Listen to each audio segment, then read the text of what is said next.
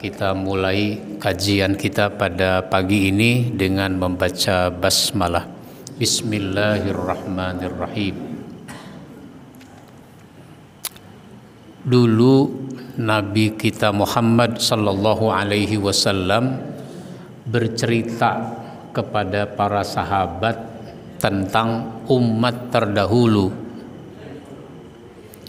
Di antaranya Nabi bercerita bahwa umat terdahulu itu ada yang ibadahnya luar biasa.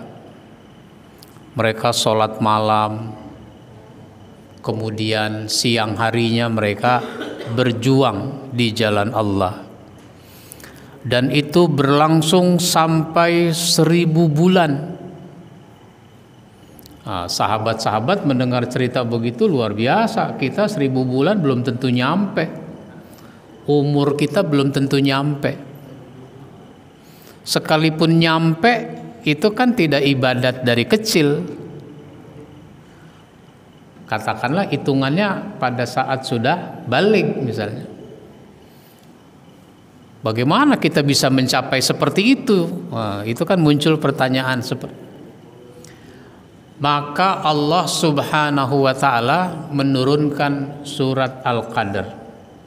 Inna anzalnahu fi lailatul qadar. Wa ma adraka ma lailatul qadar. Lailatul qadri khairum min alfi syahr. Ila akhiril ayat. Nah, sesungguhnya kami turunkan itu Al-Quran pada malam Qadar. Apa itu malam Qadar? Malam Qadar itu adalah khairum min alfi syahr, lebih baik dari 1000 bulan. Jadi untuk mendapatkan nilai ibadah 1000 bulan, bahkan lebih baik dari 1000 bulan, itu dengan ibadah pada Lailatul Qadar. Begitulah umat Nabi Muhammad, dia diberi banyak keutamaan sehingga ibadah itu tidak diukur dengan waktunya, tapi diukur dengan kualitasnya. Sehingga dengan keutamaan itu ibadah yang tidak seberapa tapi nilainya luar biasa.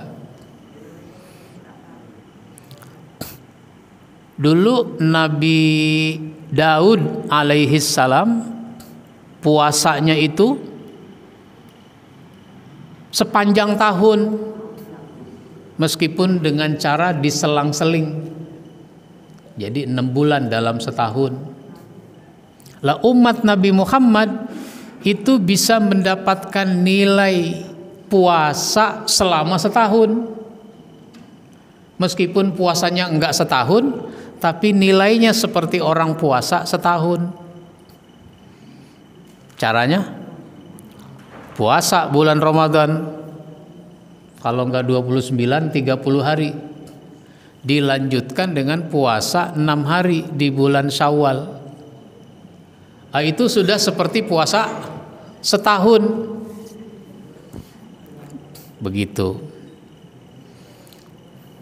Maka ada keutamaan-keutamaan di dalam ibadah yang itu membuat nilai ibadah kita menjadi besar. Dalam konteks diturunkannya Al-Quran pada malam Qadar, maka malam itu menjadi istimewa karena Al-Quran diturunkan. Malam itu menjadi istimewa karena Al-Quran diturunkan. Dan bulan, yaitu Ramadan, menjadi istimewa karena Al-Quran diturunkan pada bulan Ramadan. Nah, oleh karenanya semua kita harus meningkatkan hubungan kita kepada Al-Quran. semua kita harus membaca Al-Quran. Tapi membacanya itu dalam 3 bentuk. Baca Al-Quran dalam 3 bentuk. Pertama, baca ayat demi ayat, surat demi surat sampai khatam.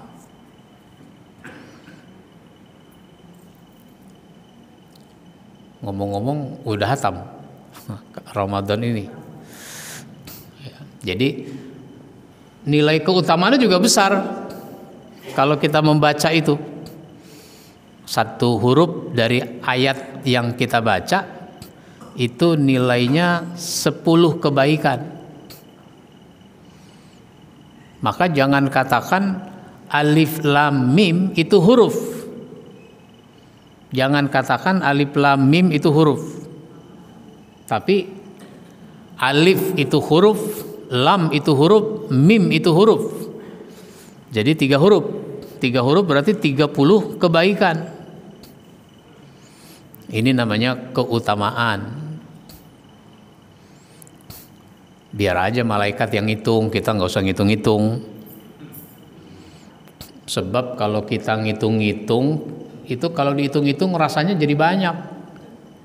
Kita merasa jadi banyak, waduh, pahala saya udah kebanyakan. Nah, jadi nggak usah kita hitung-hitung, meskipun ada hitungannya, agar kita tidak merasa sudah kebanyakan. Ini kadang-kadang pahala dihitung, dosa dihitung nggak? Pernah ngitung dosa? Boro-boro ngitung dosa, merasa berdosa aja tidak. Bagaimana mau dihitung orang tidak merasa kan gitu. Yang dihitung itu kan kalau dia merasa berdosa, dia hitung, waduh dosa saya hari ini udah 100 misalnya begitu.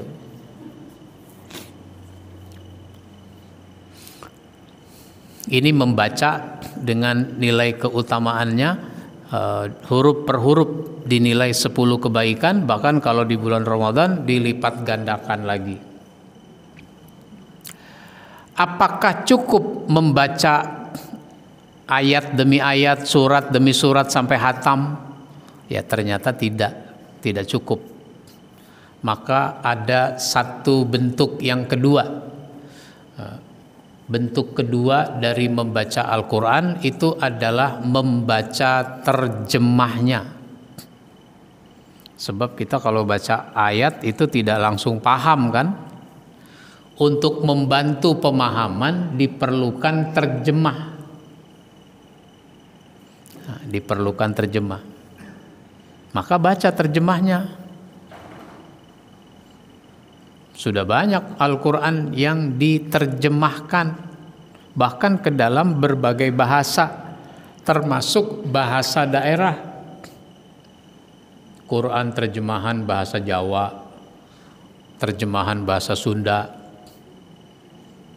terjemahan dalam bahasa daerah. Ada nggak Quran terjemahan dalam bahasa Betawi? Nggak ada, atau belum ada.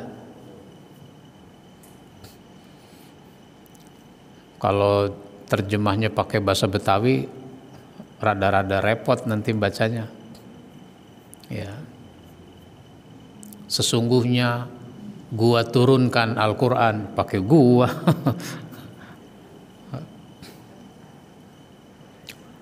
Baca terjemahnya Pak.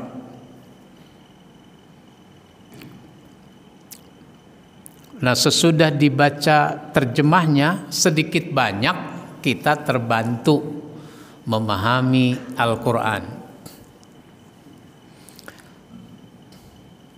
Dalikal kitabu, kitab itu, maksudnya Al-Quran. Cuma kan bahasa kita itu punya keterbatasan. Bahasa kita Indonesia itu punya keterbatasan, dan bisa jadi semua bahasa di dunia itu punya keterbatasan karena tidak semua bahasa yang mau diterjemahkan ke dalam bahasa negara itu ada padanan katanya. Enggak semuanya. Apalagi sekarang ada istilah-istilah baru. Sekarang ada istilah baru yang di dalam bahasa kita saja itu tidak ada istilah itu. Ya, contohnya ini tadi, kitab itu. Kitab, ya kitab bahasa Arab. Zalikal kitabu, kitab itu. Ya kitab. Nggak ada terjemahannya buku itu gitu, nggak ada. Karena ada konotasi yang berbeda antara buku dengan kitab. Nah, misalnya Zalikal kitabu la raiba fihi, tidak ada keraguan di dalamnya. Hudan lil muttaqin, petunjuk bagi orang takwa. Alladzina yu'minuna bil ghaib, orang takwa itu beriman kepada yang gaib. Nah, sampai kata gaib nggak ada lagi terjemahan itu. Kata gaib nggak ada terjemahnya ke dalam bahasa Indonesia. Ya udah gaib. Gitu. Karena banyak istilah-istilah dalam Al-Quran atau banyak istilah dalam bahasa Arab itu sudah jadi bahasa Indonesia. Contohnya ini tadi nih, gaib, takwa, petunjuk bagi orang takwa. Ya takwa udah jadi bahasa Indonesia. Meskipun bisa jadi orang mau menerjemahkannya dengan kata taat. Ya taat lain lagi. Ada lagi kata taat. Dan taat itu to'ah dari bahasa Arab. Lalu bahasa Indonesianya taat. Nah gitu. Nggak ada istilah lagi sudah. Banyak itu. Ada sabar, ada ikhlas, ada istiqomah, ada tawakal. Oh itu semua udah jadi bahasa Indonesia. Sehingga ketika ketemu kata-kata itu nggak diterjemahkan lagi, sudah begitu. Nah ini salah satunya adalah gaib. Jadi gaib itu apa? Nah, gitu. Sehingga perlu diberi pengertian. Gaib itu ada tapi tidak nampak di mata kita. Ada tapi tidak nampak. Allah itu ada tapi tidak nampak di mata kita. Surga, neraka itu ada, nggak nampak di mata kita. Alam kubur ada, dan seterusnya. Di madrasah atau di pesantren, guru mengabsen muridnya, disebut nama-nama murid itu. Ahmad Firman hadir, ada tuh orangnya. Ahmad Maulana hadir, ada orangnya. Bahrudin nggak ada jawaban. Bahrudin nggak ada, nggak masuk. Kawan yang jawab gaib, katanya begitu. Gaib. Si Bahrudin ada tapi tidak nampak di kelas ini. Ya begitulah suatu kata.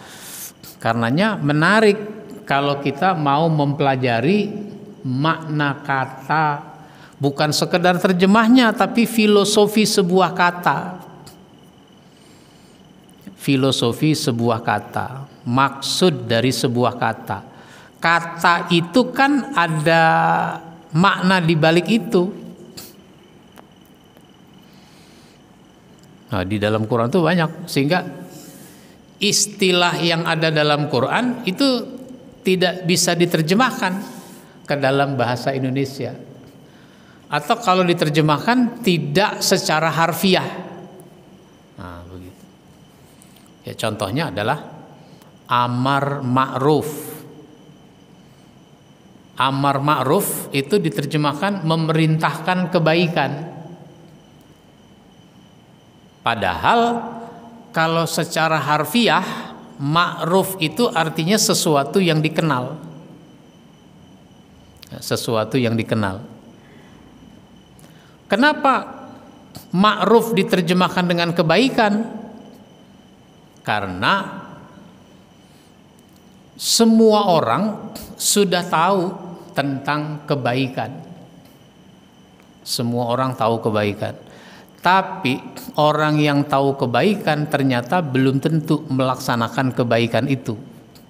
Makanya harus disuruh, harus diperintah. Jadilah namanya amar ma'ruf. Nah, begitu contohnya.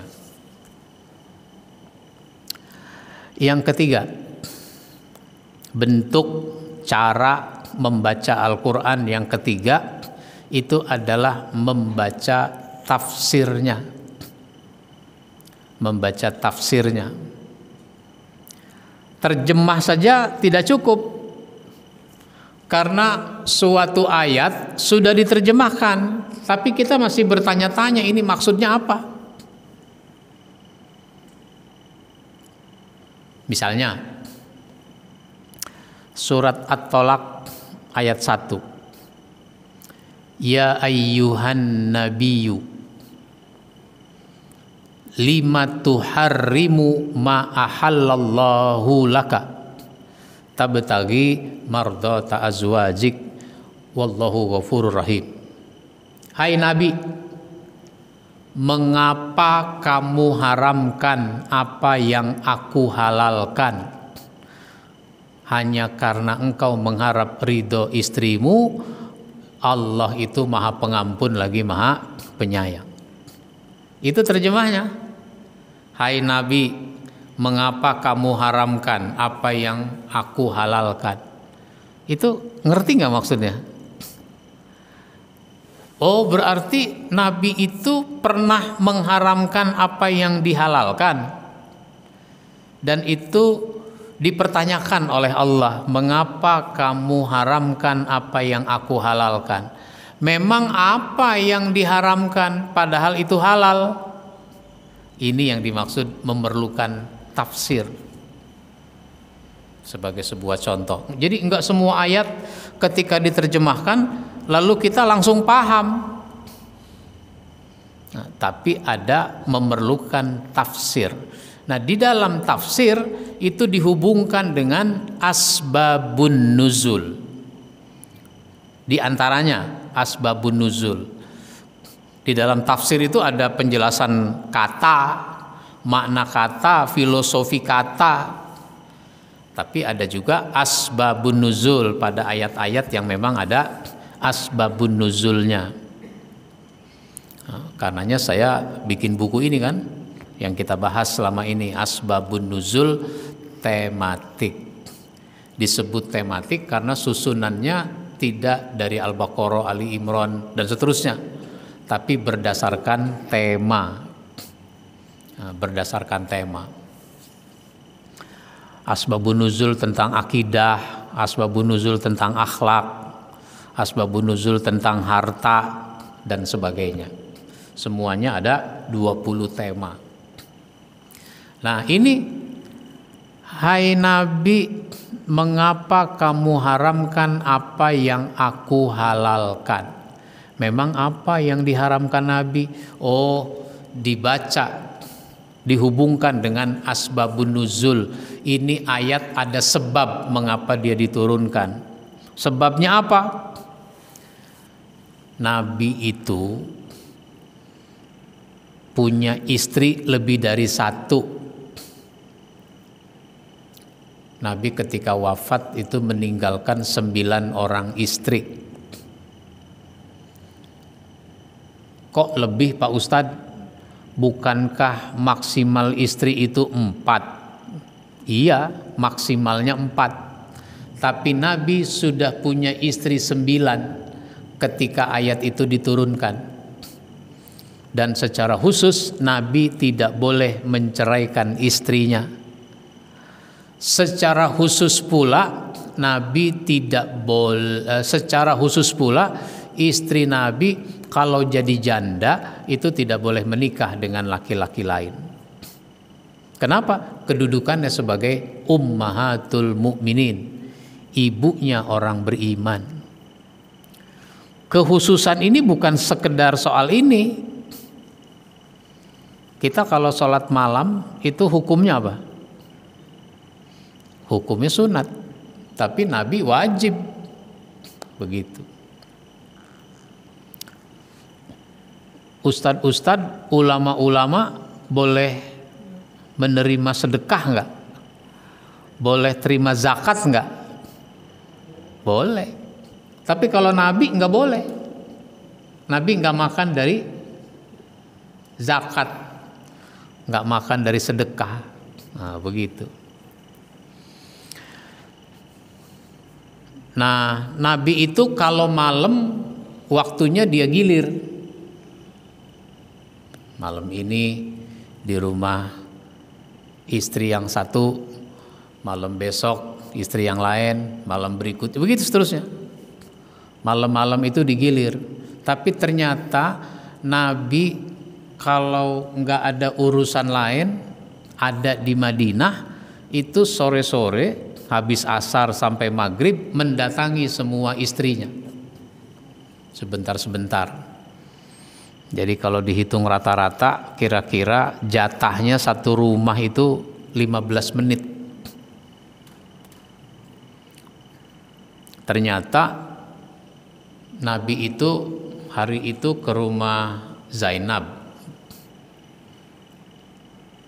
Ada lagi tuh cerita tentang bagaimana Nabi menikah dengan Zainab. Ada lagi ayat yang turun berkenaan dengan Zainab, karena dia jandanya Zaid bin Harithah.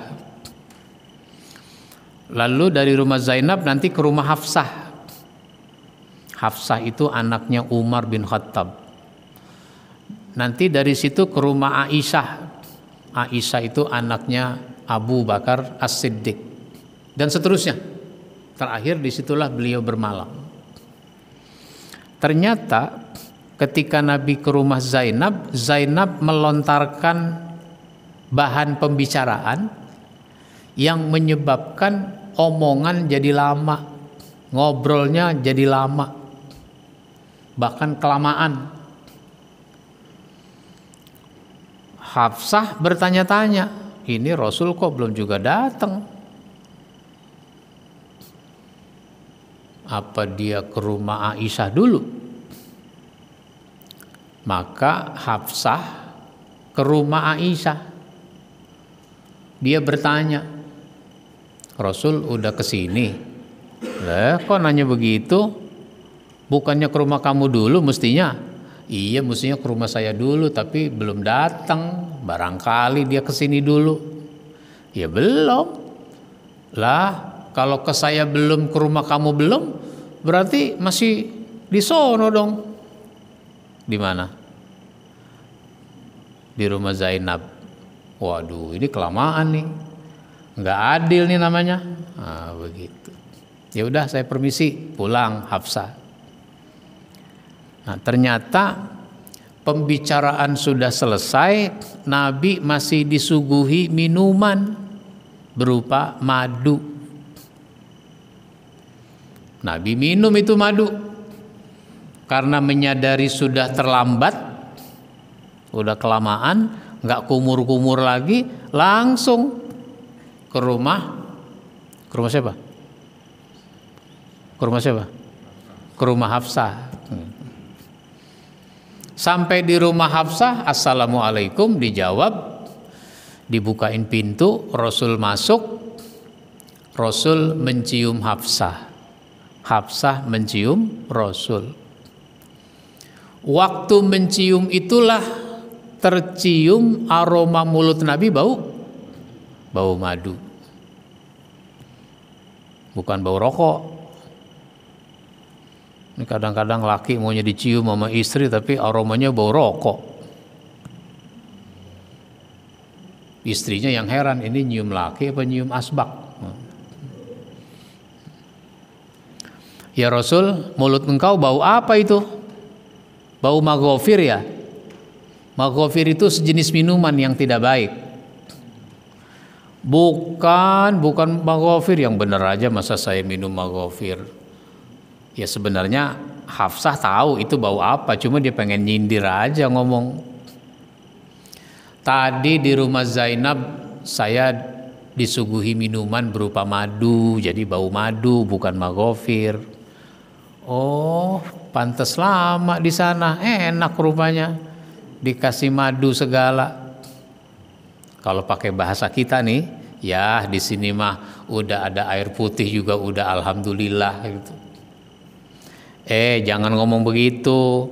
Saya memang agak lama di rumah Zainab bukan karena madu, tapi karena ada persoalan yang dibahas, yang dibicarakan. Ya kalau emang karena madu juga nggak apa-apa.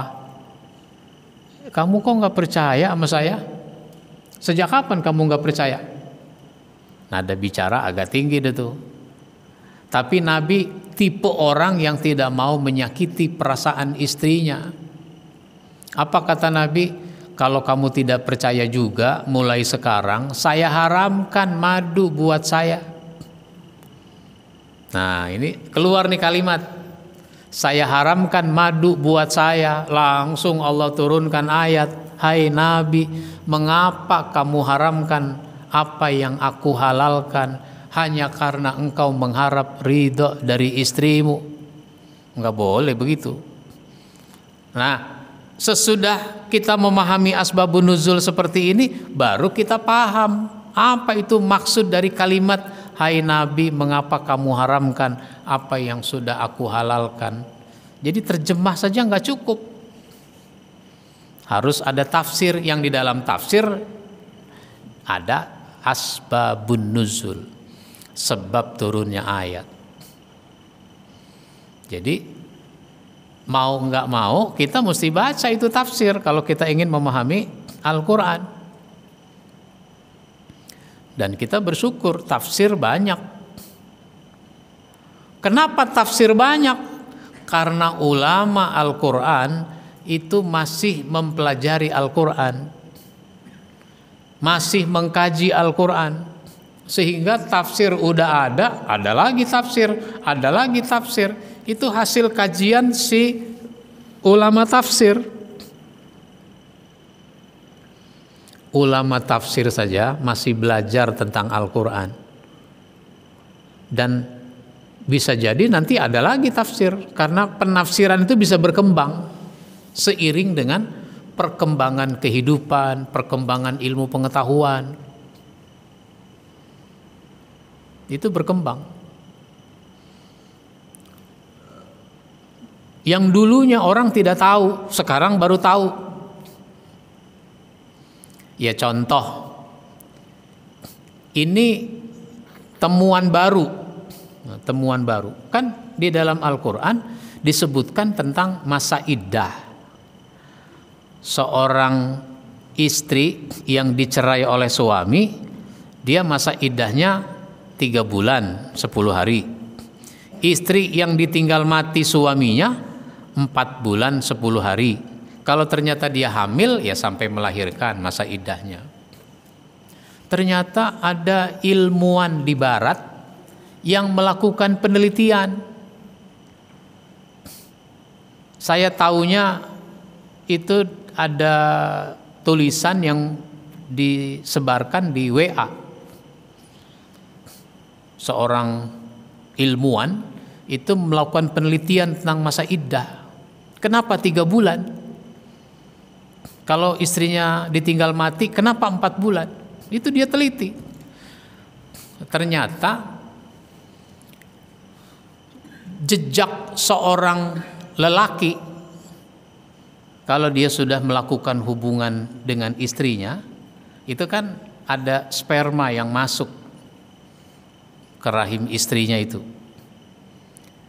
Itu jejak seorang lelaki akan gugur, akan hilang itu selama 3 bulan melalui haid.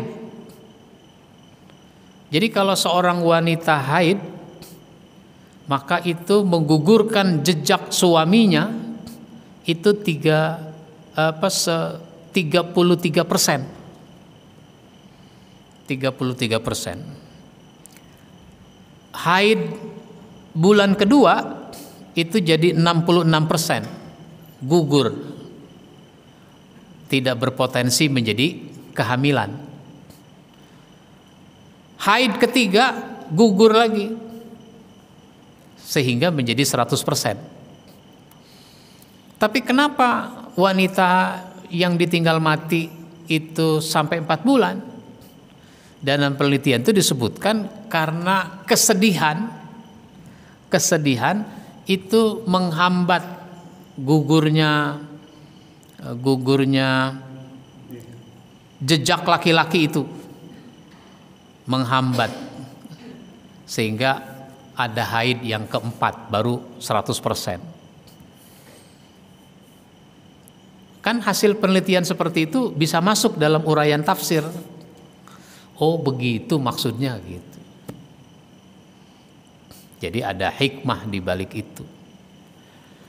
Dulu-dulu nggak ada pemahaman seperti itu ya. Pokoknya yang penting wanita itu kalau udah jadi janda dia baru boleh dicerai, baru boleh menikah lagi kalau tidak hamil. Kalau tidak hamil. Ngukur orang nggak hamil ya 3 bulan itu, 4 bulan kalau ditinggal mati suami. Kalau ternyata dia tidak hamil ya sudah, berarti kosong, perutnya kosong, janinnya kosong, rahimnya kosong gitu. Nah, kalau ternyata hamil ya ada isinya namanya. Dia baru boleh menikah lagi kalau dia sudah melahirkan, karena kalau sudah melahirkan namanya udah kosong kan gitu. Kaitannya apa? Kaitannya dengan nasab. Nasab.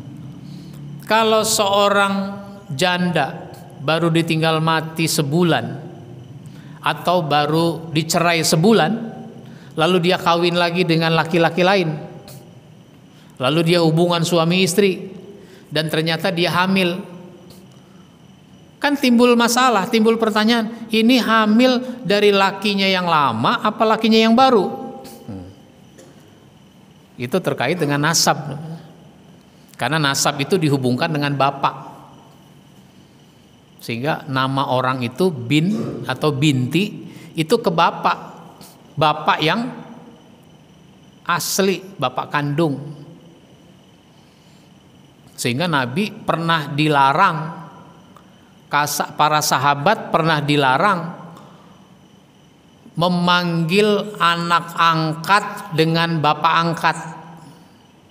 Kasusnya adalah Zaid bin Harisah.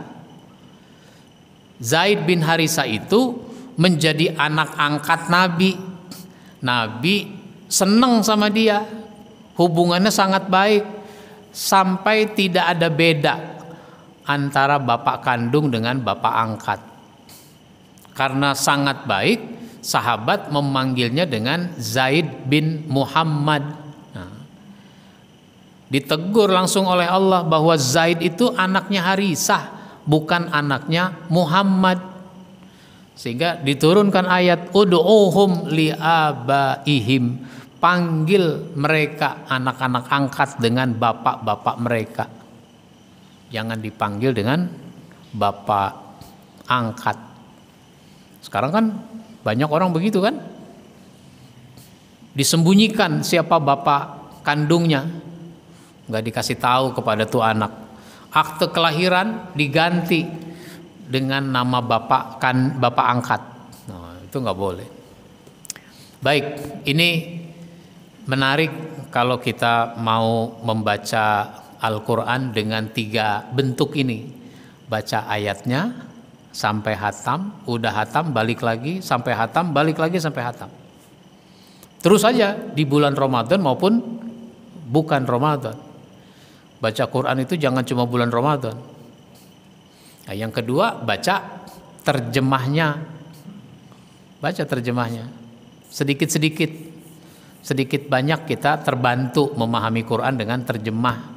Tapi nggak cukup, maka yang ketiga baca tafsirnya. Maka kita mestinya punya tafsir, di rumah punya tafsir, tafsirnya Buya Hamka kek misalnya, punya tafsir. Ya kalau beli 9 jilid, 1 jilid ukuran segini nih, 9 jilid, malah itu lebih besar lagi ukurannya. 9 jilid paling sekitar 3,5 juta kali. 9 jilid itu mahal apa enggak? Mahalan sepeda listrik. Sepeda listrik pada punya, motor punya, bahkan lebih dari 1 di rumah. Tafsir nggak ada barang 1.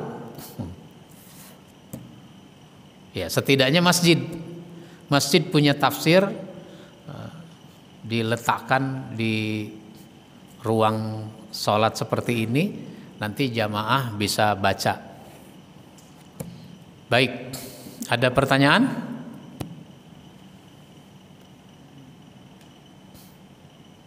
Udah ngantuk? Silakan Pak. Mengenai jilbab, Ustaz.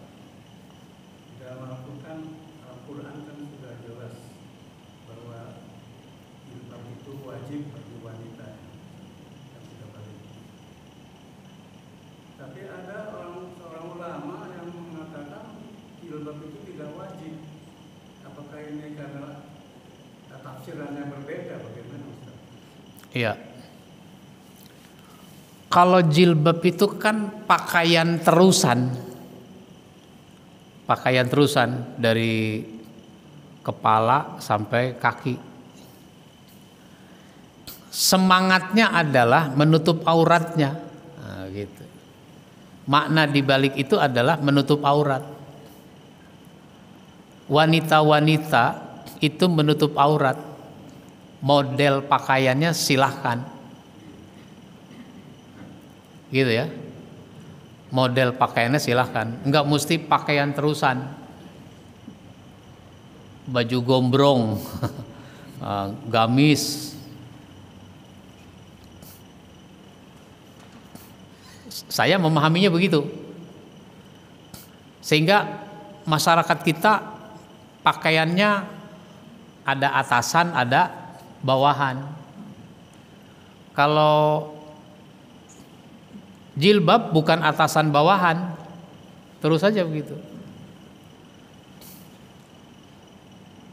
Dari atas sampai ke bawah. Gamis jadinya. Tapi kalau mengatakan enggak wajib menutup aurat, nah itu ya keliru.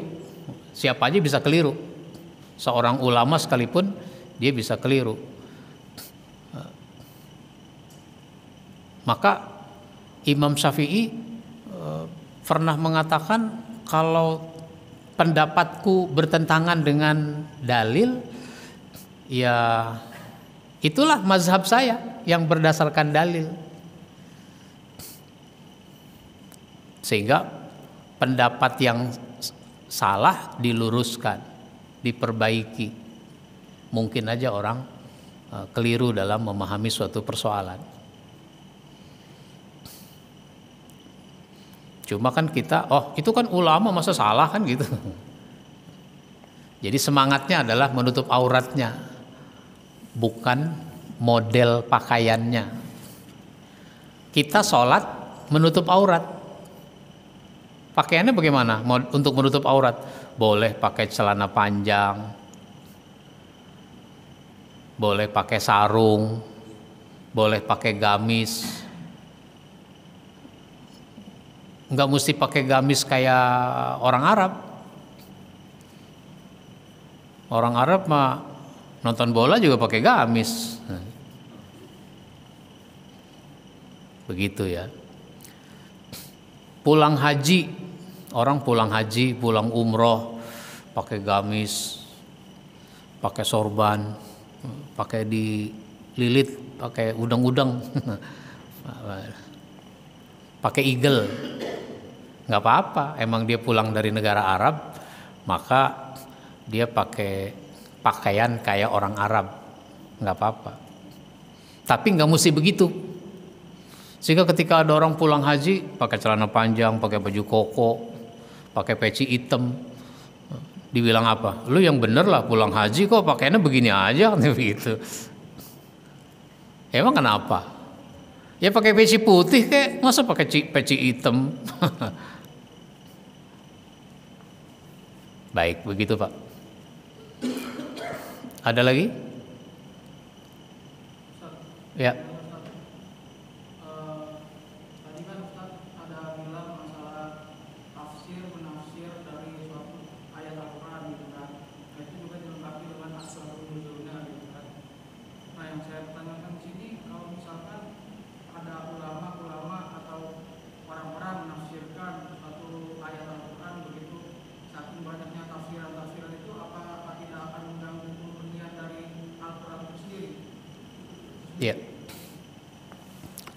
Ya tidak mengganggu kemurnian Al-Quran, karena Al-Quran itu murni begitu.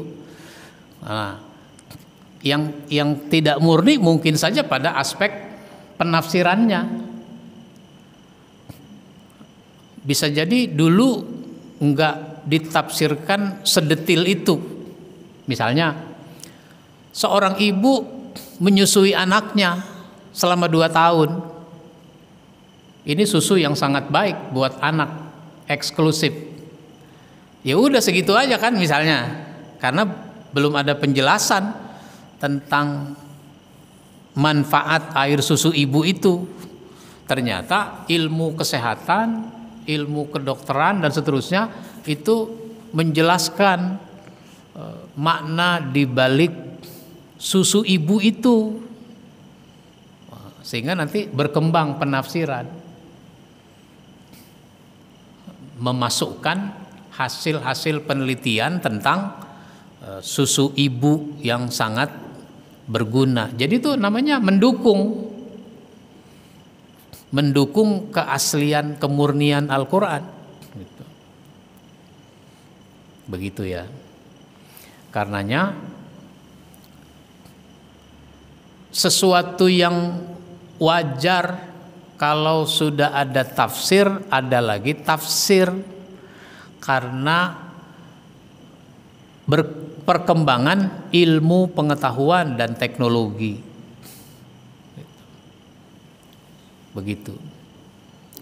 Contoh lain itu surga digambarkan seluas langit dan bumi. Surga itu seluas langit dan bumi. Ah enggak kok, enggak luas bumi ini. Bumi ini sempit. Di Petamburan kesono kemari mentok, di Selipi kesono kemari mentok, sempit.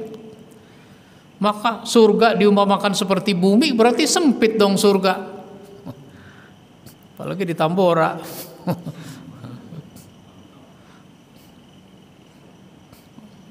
Ya, kita itu jangan melihat bumi cuma di Tambora, jangan memahami bumi cuma di Selipi. Coba keluar dari Jakarta, oh luas sekali. Negara kita ini saja luas.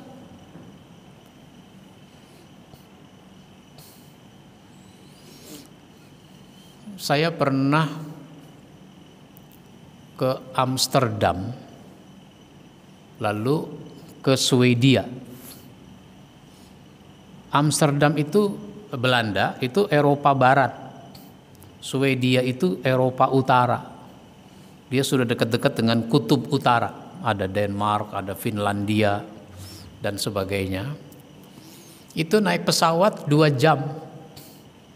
Dari Amsterdam ke Stockholm itu 2 jam. Itu udah ngelewatin berapa negara tuh.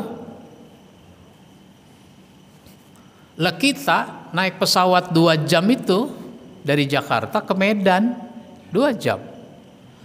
Dari Jakarta ke Balikpapan 2 jam. Kalau ke Papua itu bisa 5 jam. Berarti kalau mau ngukur dengan itu luas sekali tuh negara kita. kecil sekali itu Eropa.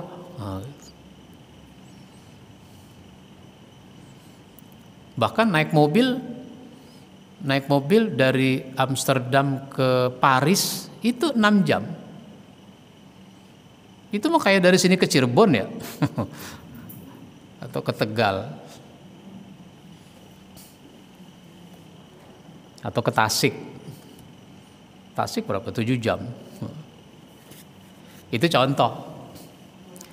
Sehingga kita jangan menyempitkan bumi ini.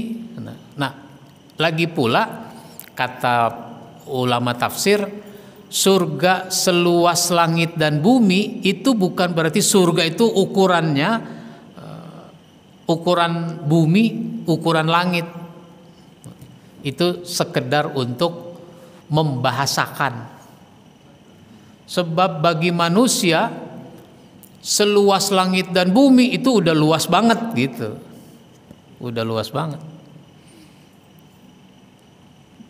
Jangan ditafsirkan seluas langit dan bumi itu seluas ukuran bumi ini. Nah, enggak. Nah, itu contoh ya. Maka dengan ilmu pengetahuan itu pemahaman kita tentang suatu persoalan menjadi semakin luas. Disitulah pentingnya ilmu. Baik, ada lagi? Cukup. Mudah-mudahan bermanfaat buat kita semua. Insya Allah kita sambung pada kesempatan berikutnya. Kita akhiri dengan baca hamdalah. Alhamdulillahirabbil alamin. Wassalamualaikum warahmatullahi wabarakatuh.